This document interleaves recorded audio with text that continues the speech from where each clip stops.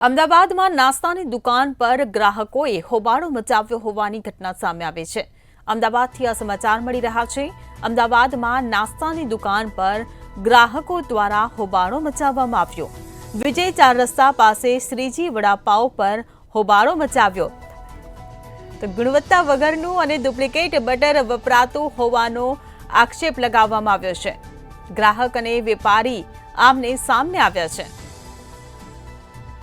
ત્યારે હોબાળો થતા પોલીસ દ્વારા કાર્યવાહી કરવામાં આવી છે।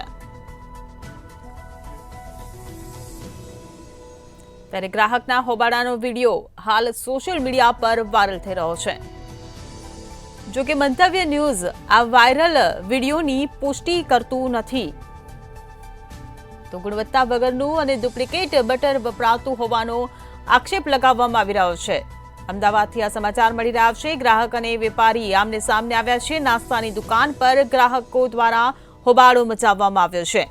વિજય ચાર રસ્તા પાસે શ્રીજી વડાપાવ પર હોબાળો મચાવવામાં આવ્યો છે।